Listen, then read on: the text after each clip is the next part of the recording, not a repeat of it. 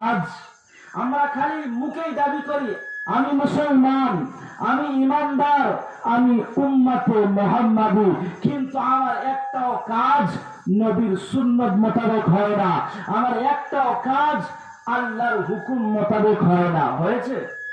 যদি আমার আপনার কাজটা নবীর সুন্নত মোতাবেক হতো, আমার আপনার কাজটা যদি আল্লাহর হুকুম মোতাবেক হতো, তাহলে আমাদের আর এই দুর্দশা হতো না।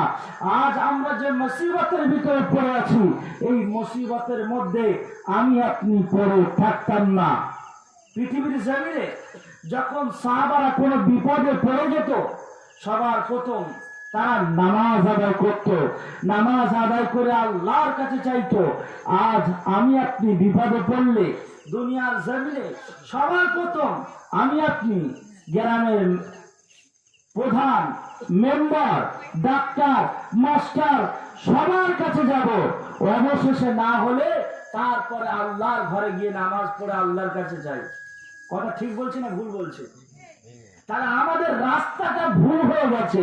যে রাস্তাতে চলার দরকার ছিল আমরা সে রাস্তাটাকে ছেড়ে দিয়েছি, যার কারণে আমাদের উপরে মুসিবত আসে। আজ আমি উম্মতে মুহাম্মাদি বলে দাবি করছি, নিজেকে ইমানদার বলে দাবি করছি, কিন্তু আল্লাহর নবীর সুন্নতটা আমার মুখে নেই। আল্লাহর নবী সাল্লাল্লাহু আলাইহি ওয়াসাল্লাম বললেন, হে উম্মত, তোমরা পৃথিবীর জমিনে দাড়ি রেখে দেবে, দাড়িকে তোমরা চাঁদবে না, কারণ ওটা আমি রাসূল, আমার সুন্নত।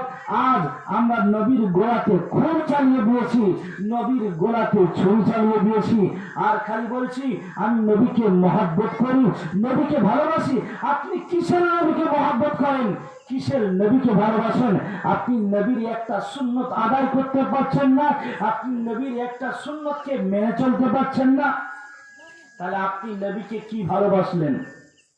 আজ আমার আপনার সমাজের ভিতরে নবীর সুন্নতটাকে আমি আপনি ছেড়ে দিয়েছি, আর সেটা গায়েররা ধরে নিয়েছে।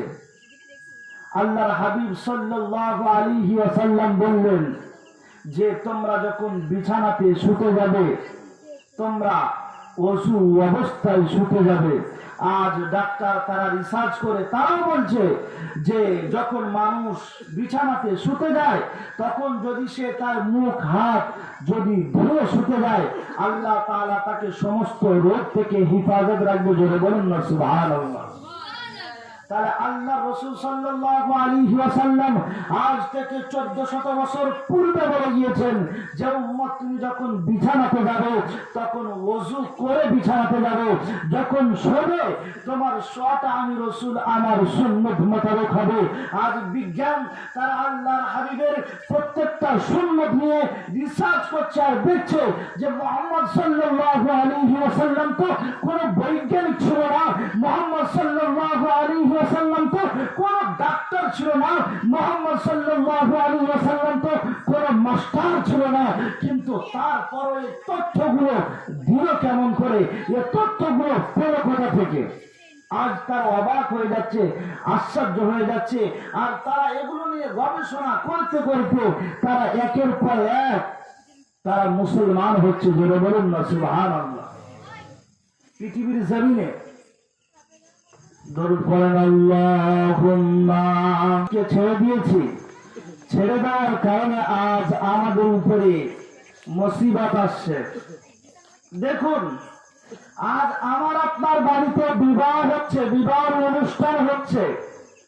আল্লাহর হাবিব সাল্লাল্লাহু আলাইহি ওয়াসাল্লাম বললেন যে বিবাহকে যত সব ছোট ভাবে করা হয়, সেই বিবাহের বরকত তত বেশি। ঠিক কিনা বলেন?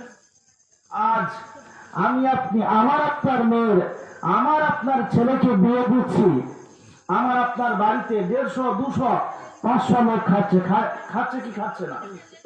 তাই রাসূল বললেন তোমরা যখন বিবাহ দেবে একদম ছোট শর্ট ভাবে দাও, আরে পুরো গ্রামময় জুটিয়ে সবাইকে খাওয়াচ্ছে। তাই এটা রাসূলের সুন্নতের খেলাফ কি খেলাফ নয়?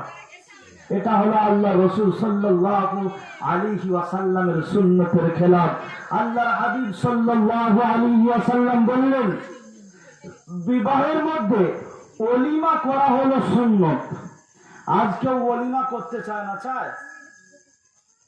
বিয়ের দিনে 50 জন বরযাত্রী যাবার কথা, গিয়েছে 100 জন।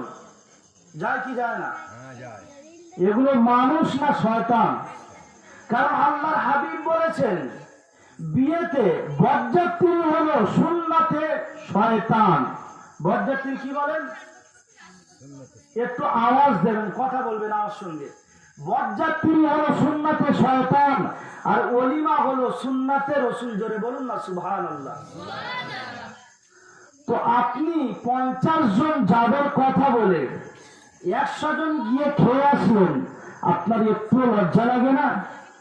আপনি আসার সময় মেয়ের বাপের হাত ধরে বলে আসতে পারলেন না, ভাই আমরা এতজন এসছি, কালকে আমার বাড়িতে 30 জন যাবেন কমসে কম? এই হিম্মত হয় না? হয়? এই হিম্মত হয় না। ও সাপ তৈরি করেছে, ছোটবেলা থেকে মানুষ করেছে, এবার সাপটা বড় হয়েছে, মেয়ের বাপের গলা কাটতে হবে। তো মেয়ের বাপের গলা কেমন করে কাটছে দেখুন। বলে দাবি দেওয়া সেই রকম বেশি কিছু নেই, তো আমার তো থাকবে না, তো আমি তো হাজী সাহেব মানুষ, সেই রকম কিছু বলবো না, ওই যা হবে আমার বড় জামাই জানে। কি শয়তান খালি দেখুন, বলছে আমি হাজী সাহেব মানুষ, দাবি দেওয়া করবো না, যা জানে বড় জামাই। এখন বিয়ের সময় ছেলের বোনাইদের গা পালকি সবচেয়ে বেশি হারাম করা কারা? ছেলের বোনাইরা। ও গোশ খেয়ে এক দাঁতে কাটি দিয়ে ছাড়বে আর বলবে জানিস গোশটা ভালো সিদ্ধ হয়নি। আর হারামখোর, তোর বাড়িতে খাওয়া হয়নি, বিয়ে বাড়িতে লোকের বাড়িতে এসে খেতে এসেও বদনাম হয় কি হয় না? তা বলছে দাবি দেওয়া সেরকম কিছু নেই, ওই সাইকেল পাড়া থেকে এসেছিল, তবে ওরা বলেছিল একটা 4 চাকা দিয়ে যাবে, মানে ডাইরেক্ট খড় খাবেন, গাদায় গা ঘষবে, বুঝতে পারছেন? মানে কি 4 চাকার চেয়ে আরো দামি কিছু ওর দিতে হবে। তা বলছে ও তো থাকবে না, আমার থাকবে না, থাকবে কার? তোমার মেয়ের জামায় থাকবে। তো মেয়ের বাপ এখন কি করবে? মেয়ের বিয়ে দিতে গেলে ধার দেনা করে হলেও দিতে হবে। আবার দাবি করেছে 30,000 টাকা। বলে 30,000 টাকা কিসের জন্য? বলে ওই বিয়েতে গাড়ি ভাড়া করতে হবে না। আরে হারামখোরের বাচ্চা, হারামখোর, যদি তোর টাকা না থাকে তো তোর এনে গরুটার বিয়ে দিলি কেন? কে বিয়ে দিতে বলেছে? আল্লাহ রসুল বলেছেন যদি তোমার বিয়ের সামর্থ্য না থাকে তাহলে তুমি রোজা করে তোমার জীবনটাকে কাটিয়ে দাও, বিয়ে করতে হবে না। তোমার যদি খাওয়ানোর মতো শক্তি না থাকে, তুমি কেন 100টা এনে গরু নিয়ে সেখানে খেতে যাচ্ছ? তোমাকে কে খেতে যেতে বলেছে? আবার ওখানে খেতে যাচ্ছে কার গাড়ি ভাড়া? মেয়ের বাপের গাড়ি ভাড়া, কারণ 30,000 টাকা নিয়েছে তো। ও এখন এখান থেকে গাড়ি করে 4 চাকা করে তারপরে যাবে। হয় কি হয় না? সমাজে ঘটে কি ঘটে না? তাহলে চিন্তা করুন, এইবারে বুড়ো বয়স হয়েছে, বলছে কি বলবো বাবা, আমার বউ মানে আমার মোটে দেখে না। আরে হারাম করতো তো 20 খাইয়ে মেরে দেওয়া দরকার ছিল, তো দেখবে কি করে? তুই তো ওই বউয়ের চোখের সামনে তার বাপের শখের জমিটা বেচে দিয়ে তার বিয়ে দিতে গিয়ে তোর বেটাকে মোটর সাইকেল দিয়েছে, তার বাপের শখের জায়গাটা বেচে দিয়ে তোর ঘরেতে 30,000 টাকা দিয়েছে, তার বাপের শখের জিনিসপত্রকে বেচে দিয়ে তোর বেটার ঘরটা সাজানো বলে জিনিসপত্র দিয়েছে। হয় কি হয় না? তাহলে বুড়ো বয়সে সেই বইয়ের কাছে তুমি কি করে আশা করো যে আমি বইয়ের হাতের ভাত খাবো? ও তো ঝেঁটা দিয়ে মারবে, কারণ সে জানে, সে মেয়েটা জানে যে তার বাপ কত কষ্ট করে তার জন্য টাকা পয়সা ইনকাম করে তাকে বিয়ে দিয়েছে। সমাজে এগুলো ঘটছে কি ঘটছে না? ঘটছে। তারপরে বিয়ে বাড়িতে, আজকাল তো আর বিয়ে বাড়ি এমনি হয় না, বিয়ে বাড়িতে আবার কিছু কিছু জায়গায় মেয়েরা রাতের বেলা নাচাচ্ছে, হলদির রাতে। বলে বাবা কি করবো, চেংড়া ছাড়াল্লা যা করতে, আমরা কিছু জানি না। আর এখনকার চেংড়া ছাড়াল্লা সব ওষুধ, বুঝতে পেরেছেন? আপনি মনে করেন ফেরেশতা বসে আছে, কিন্তু ওর মতো শয়তান আর কেউ নেই। খালি কোথায় মেলা, কোথায় জলসা হচ্ছে খুঁজছে, পকেটে করে গোটা চারিক নাম্বার নিয়ে গেল, খালি পিছনে পিছনে ঘুরছে, কখন সকিনার নাম্বারটা দেবো। হচ্ছে কি হচ্ছে না?